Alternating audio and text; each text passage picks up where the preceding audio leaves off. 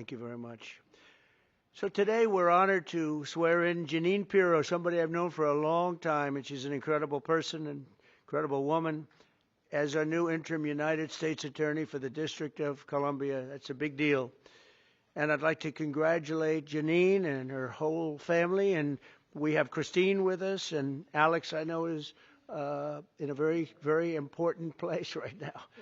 And the two children, but they're not children anymore. And I've heard that, Christine, you're doing unbelievably well and very successful at a great law firm.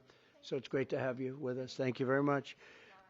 Over 5 decades, Jeanine Pirro, known by millions as Judge Jeanine, has devoted her life to the pursuit of justice, the defense of freedom, and the fair, equal, and impartial rule of law. And that's what she's about. She was a great DA. I remember very well. She was as good as anybody I've seen.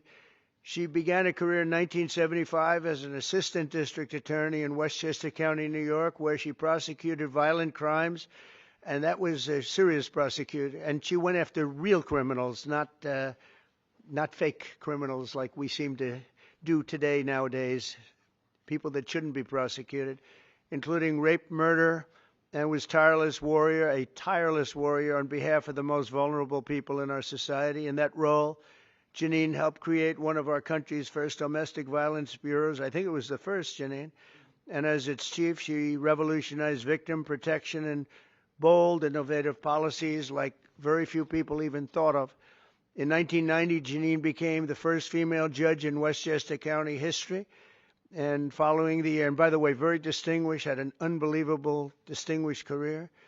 And in the following years, she presided over numerous complex criminal cases. The reason they were complex is that other judges were not able to understand them. They were called the complex cases. My sister had them too. They always used to give her the complex cases because other people didn't understand them, including high-stakes felony narcotics trials. Her outstanding judicial record earned her the honor of being named the #1 judge in 1990 by the Independent Fund for Modern Courts. That's nationwide. Outstanding judge. The following year, Judge Jeanine was elected Westchester County District Attorney, became the top prosecutor for a jurisdiction that included some of the largest suburbs in New York City, including Yonkers and White Plains. It's a big deal. As District Attorney, Jeanine tackled high-profile violent crime cases and established one of the nation's most successful cybercrime units to combat online child abuse. She was way ahead of a lot of people. They still aren't there, if you get right down. I mean, from what I hear, they're still not there in many cases back there where we come from. In addition to her stellar legal career, Jeanine also excelled in news media as you know, and she's become one of the most beloved political figures through her time on television, because she's been very, very successful at a thing called television. She got out of what she was doing, and frankly, she does them both great, but she's really, to me, she'll always be known as a great lawyer and a great prosecutor, which is what she's doing now. So Jeanine Pirro, I have no doubt, will be an exceptional U.S. Attorney for the District of Columbia, one of the truly most important positions in our country, of any position, where she will restore public safety in our nation's capital, break up vicious street gangs and criminal networks, and ensure equal justice under the law. You'll see very, very big improvements in the D.C. area, that I can promise you. So I want to congratulate Jeanine. I want to congratulate you and Christine and your whole family on this undertaking. And as you know, Pam Bondi is doing an unbelievable job as our real leader in the fight against crime. And Pam heard about this, and Pam said, I'll have to find time for Jeanine. She doesn't have time to do this, but for Jeanine she did, and she's going to be doing the swearing in. So Pam, thank you very much for the great job you're doing and for swearing in our friend, Justice Jeanine. Good. Thank you. Come on up.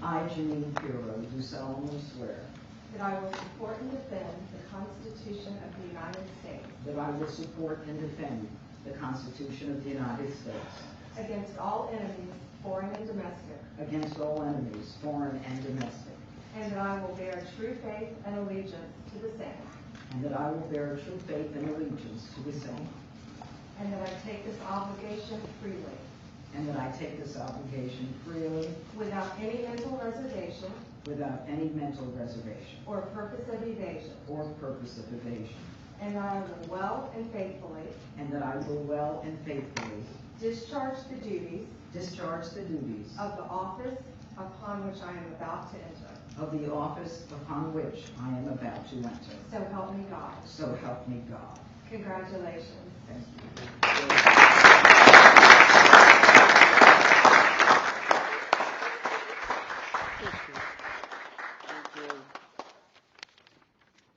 Thank you, Mr. President, and thank you, Madam Attorney General, both my friends for many years. Long ago, I went to law school to study about justice and to bring justice to victims of violent crimes, women, children, and the elderly. I fought to give them a voice in a system that was both blind and deaf to their concerns. I dedicated my heart and soul to making sure that there was a system that responded to them.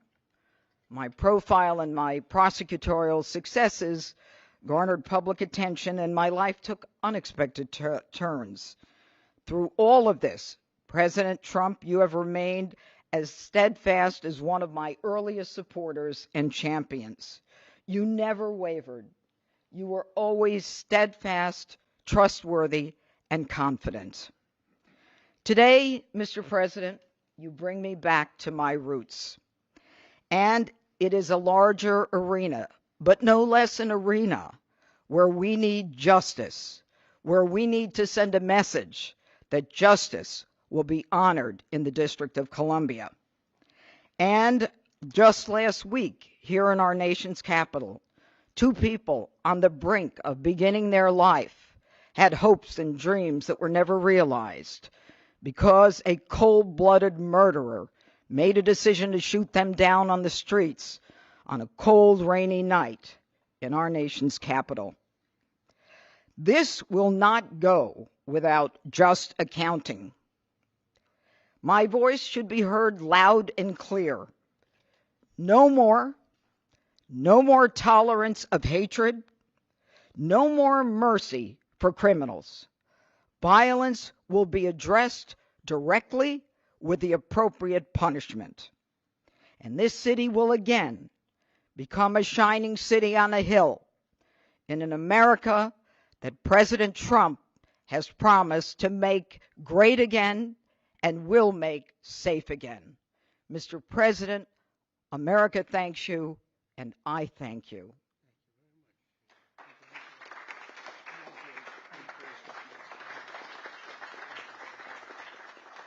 Any questions for Jeanine?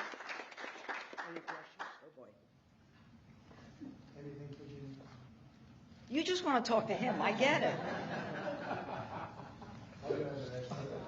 Thank you. She's going to be fantastic. Thank you very much. Thank There you really- all. Thank There's you. no question because there's no doubt. We have no doubt you're going to be fantastic. Thank you, Mr. President. Mr. President, Mr. President, Mr. President, Yeah, please. Mr. President. On Russia, Mr. President? Please.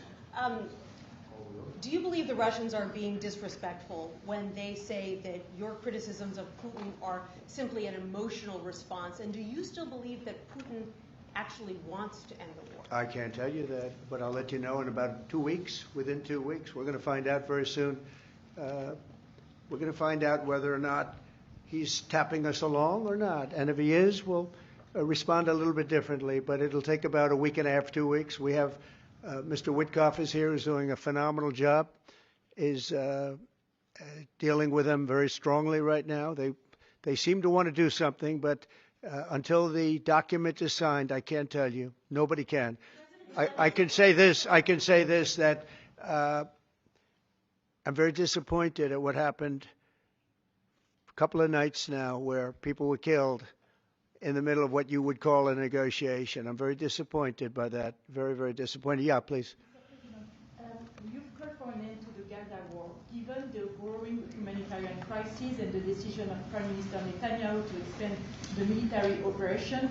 Do you have any frustration with his handling of the situation of the war? No, we're dealing with the whole situation in Gaza. We're getting food to the people of Gaza.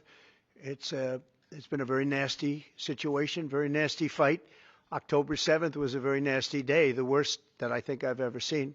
It was a horrible day, and people aren't going to forget that either. So we'll see how that all works out. And Steve, would you want to say a couple of words about Gaza because you just have some information? Steve Witkoff, do you want to come up for a second? You might give them a little bit of information as to what's happening with Gaza and also Israel. We're having some very good talks with Iran. We'll find out whether that means anything, but we're having good talks. Congratulations. Well, hi everybody. I think that we are on the precipice of sending out a new term sheet that hopefully will be delivered later on today. The President is going to review it, and I have some very good feelings about getting to a long-term resolution, temporary ceasefire, and a long-term resolution, a peaceful resolution of that conflict.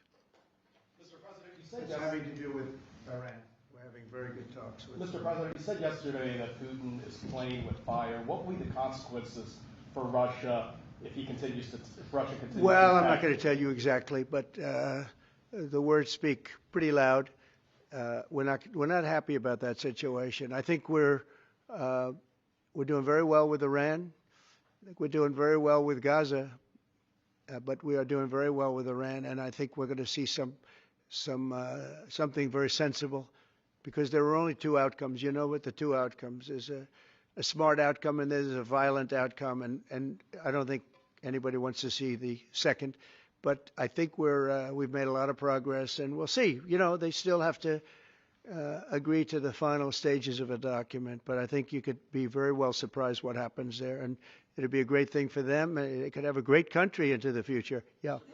Mr. President, Elon Musk in a television interview criticized the one big, beautiful bill, saying he was disappointed it didn't cut enough, essentially, that it undercut the Doge efforts. What's your reaction to that? Well, the reaction's a lot of things. Number one, we have to get a lot of votes. We can't be cutting. We need to get a lot of support, and we have a lot of support. We had to get it through the House. The House was. We have no Democrats. You know, if it's up to the Democrats, they'll take the 65% increase. You know, if that doesn't get approved, this country is going to have a 65% increase in taxes and lots of other problems, big problems, almost bigger than that. But we'll have a 65% increase as opposed to the largest tax cut in the history of our country. We will be negotiating that bill, and I'm not happy about certain aspects of it, but I'm thrilled by other aspects of it. That's the way they go. It's very big. It's the big, beautiful bill, but the beautiful is because of all of the things we have. The biggest thing being, I would say, the level of tax cutting that we're going to be doing. We're going to make people really be able to. We'll have the lowest tax rate we've ever had in the history of our country, and tremendous amounts of benefit are going to the middle-income people of our country, low and middle-income people of our country. So we're going to see what happens, because the Senate, as you know, is negotiating with us, and they have to then go back to the House, and it's got a way to go. But I have to say, Speaker Johnson and Thune have done an incredible job. John Thune has done a fantastic job, and they're working together with me and others. And I think we have an amazing, if we pull this off, remember, we have 0 Democrat votes because they're bad people. There's something wrong with them. They'll let people pour into our country. Single biggest problem is we had 21 million people pour into our country, probably higher than that. And they're people that weren't supposed to be here. And many of those people are bad. Murderers, drug dealers, the mentally insane. They were closing mental institutions all over the world, not South America, all over the world. They're coming into our country, and we're getting them out. And we're having a hard time because some judges aren't making it very easy for us, and it's tough enough. They approved that. They allowed that to happen to our country. We don't have one Democrat vote. And if I were a Democrat, I'd be voting for this bill, and I'd get elected to any position I want as a Democrat. They're crazy. They're voting for a 65% tax increase And they're only doing it for hatred. They're not doing it for any reason. They know it's terrible. Terrible politics, in my opinion. But so we have no Democrat votes. That means we have to get almost all Republican votes.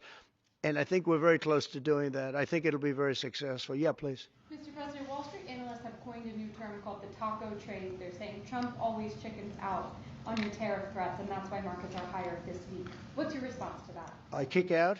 Chicken out. Oh, isn't that nice? Chicken out. I've never heard that. You mean because I reduced China from 145% that I set down to 100 and then down to another number? And I said you have to open up your whole country. And because I gave the European Union a 50% tax tariff, and they called up and they said, please, let's meet right now. Please, let's meet right now. And I said, okay, I'll give you till Jeanine. I actually asked them, I said, what's the date? Because they weren't willing to meet. And after I did what I did, they said, we'll meet anytime you want. And we have an end date of July 9th. You call that chickening out? Because we have $14 trillion now invested, committed to investing when Biden didn't have practically anything. This country was dying. You know, we have the hottest country anywhere in the world. I went to Saudi Arabia. The king told me. He said, you got the hottest we have the hottest country in the world right now. 6 months ago, this country was stone cold dead. We had a dead country. We had a country people didn't think it was going to survive, and you ask a nasty question like that. It's called negotiation. You set a number. And if you go down, if I set a number at a ridiculous high number and I go down a little bit, a little bit, they want me to hold that number, 145% tariff. Even I said, man, that really got up. You know how it got? Because of fentanyl and many other things, and you added it up. I said, where are we now? We're at 145%. I said, whoa, that's high. That's high. They were doing no business whatsoever, and they were having a lot of problems. We were very nice to China. I don't know if they're going to be nice to us, but we were very nice to China.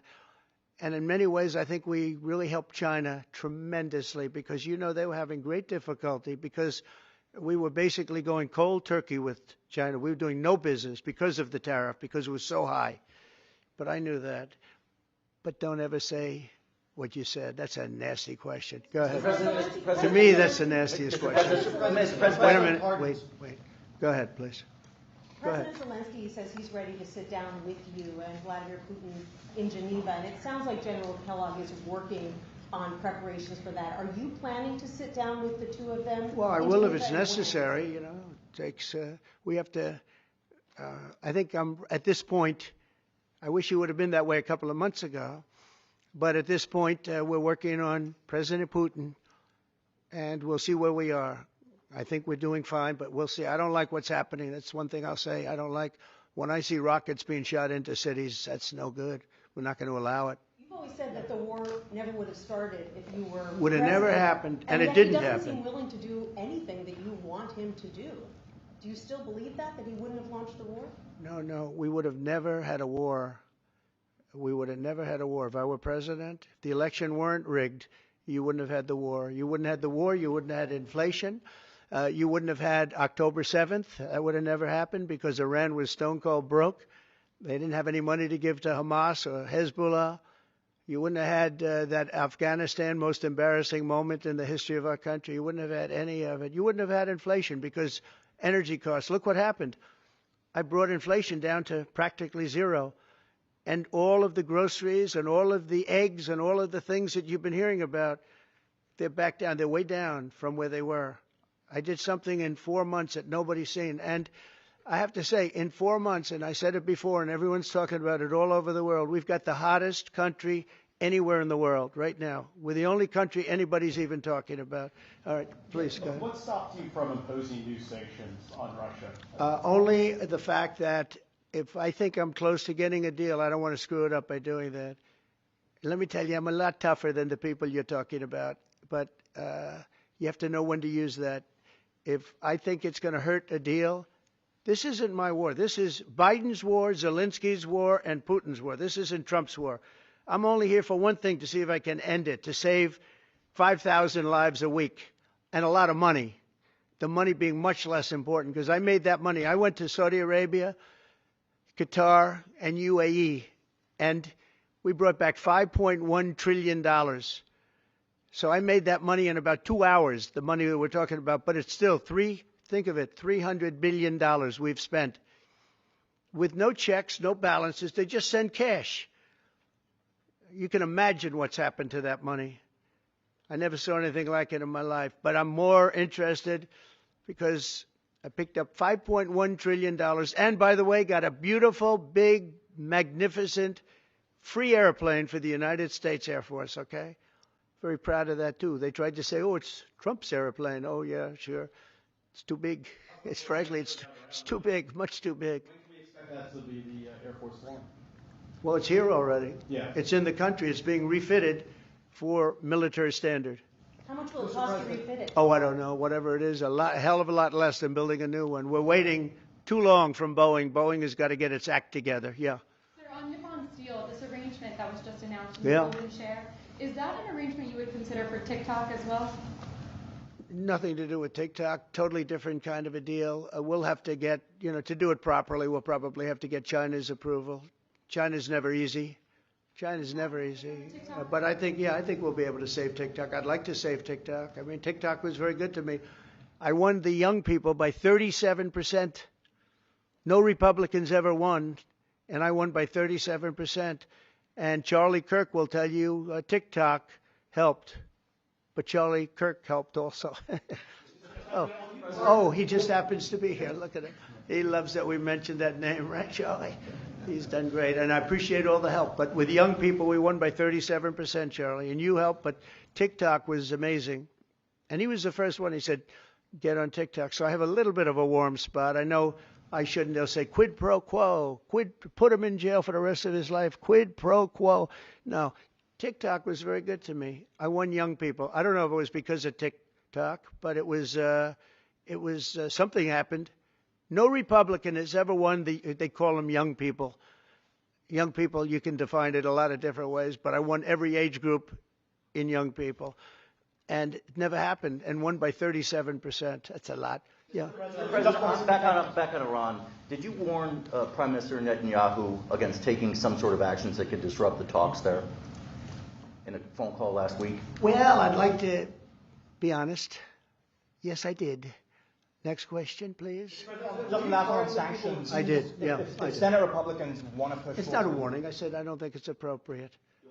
What exactly did you tell him? I just said I don't think it's appropriate. We're having very good discussions with him, and I said I don't think it's appropriate right now.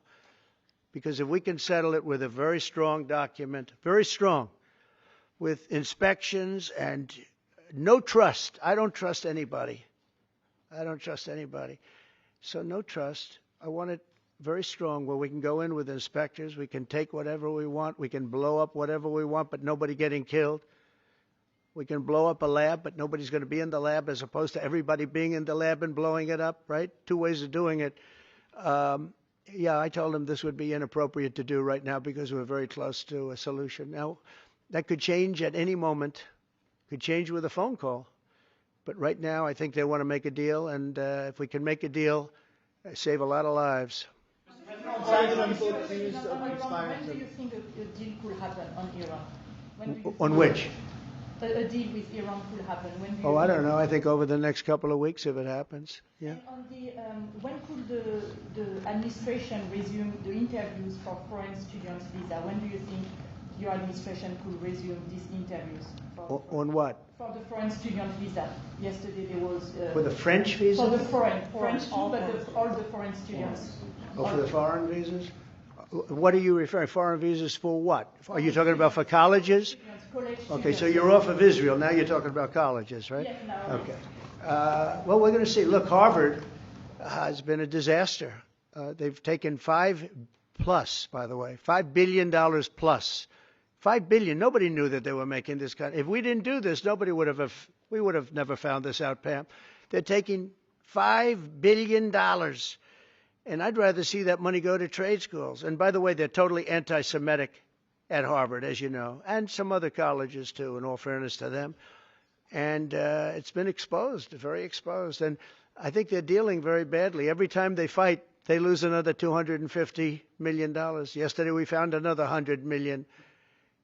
And they have, they have a fund, an endowment, $52 billion. All right? They get a lot of that from the United States. And I think it's ridiculous. I think everyone's coming up to me saying, we love the idea of trade schools. With that kind of money, and money from others, but money from them, you can have the best trade schools anywhere in the world. You give them to Iowa, Indiana, lots of good states, well-run states, and you give them the money. They can only be used for trade schools, and they'll teach people how to build motors and cars and AI. The AI, we're building plants. We're building hundreds of billions of dollars worth of AI plants. Already started, many of them. We've never had a boom like we're having now. You're going to see it. There's never been anything like it. So we're up to about $14 trillion in investments. There's never been anything even close. You look at Biden, this guy, they had people leaving as opposed to investing.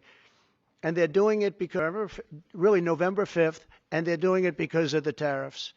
The tariffs have been tremendous. I can promise you, and I have great respect for the people at the European Union, they wouldn't be over here today negotiating if I didn't put a 50% tariff on. The sad thing is now when I make a deal with them, it's something much more reasonable. They'll say, oh, he was chicken. He was chicken. That's so unbelievable. I usually have the opposite problem. They say, you're too tough. Mr. President, on Harvard, there were some Jewish students protesting on campus yesterday. They said they don't want you making these huge cuts, cutting off student visas to Harvard in their name, because they feel Harvard like it has makes to them show more us. of a target. Okay, Harvard has to show us their lists. They have foreign students. About 31% of their students are foreign-based, almost 31%. We want to know where those students come. Are they troublemakers? What countries do they come? And we're not going to, if somebody is coming from a certain country and they're 100% fine, which I hope most of them are, but many of them won't be, you're going to see some very radical people. They're taking people from areas of the world that are very radicalized, and we don't want them making trouble in our country. So I saw yesterday that in the middle of the UK, there was a nice young man. He wants to go back to school at Harvard, and he looked good to me, but I want to check his past. But we want to be able to see why, these countries aren't helping us. They're not investing in Harvard and all of we are. So why would 31%, why would a number so big? I think, number one, I think they should have a cap of maybe around 15%, not 31%. We have people who want to go to Harvard and other schools. They can't get in because we have foreign students there. But I want to make sure that the foreign students are people that can love our country. We don't want to see shopping centers exploding. We don't want to see the kind of riots that you had. And I'll tell you what, many of those students didn't go anywhere. Many of those students were troublemakers caused by the radical left lunatics in this country. All right, one more question. President, Yeah, go ahead, please. Will you pardon the people who are accused of conspiring to kidnap Michigan Governor Gretchen Whitmer? I'm going to look at it. I will take a look at it. It's been brought to my attention. I did watch the trial. It looked to me like somewhat of a railroad job. I'll be honest with you. It looked to me like some people said some stupid things. They were drinking, and I think they said stupid things. But I'll take a look at that. And a lot of people are asking me that question from both sides, actually. A lot of people think they got railroaded. A lot of people think they got railroaded. And probably some people don't. One more. Go ahead. Yeah. Go ahead. How will the confrontation with Harvard end? You foresee? I don't know. I don't know. Harvard's got to behave themselves. Harvard is treating our country with great disrespect, and all they're doing is getting in deeper and deeper and deeper. They've got to behave themselves. I'm looking out for the country and for Harvard. I want Harvard to do well. I want Harvard to be great again, probably, because how could it be great? How could it be great when you have Harvard announced 2 weeks ago that they are going to teach remedial mathematics, remedial, meaning they're going to teach low-grade mathematics, like 2 + 2 is 4. How did these people get into Harvard if they can't do basic mathematics? How are they teaching them basic mathematics? Where did these people come from? So we have to look at the list, and Harvard has to understand the last thing I want to do is hurt them. They're hurting themselves. They're fighting.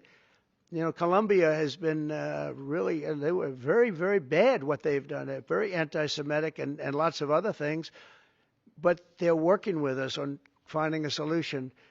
And, they're taking off that hot seat. But Harvard wants to fight. They want to show how smart they are, and they're getting their ass kicked. Thank you very much, everybody. Thank you, guys. Thank you, guys. Headed right back out this door. Thanks, guys. Good luck on it. You were so great. Thank you. Good luck, everybody.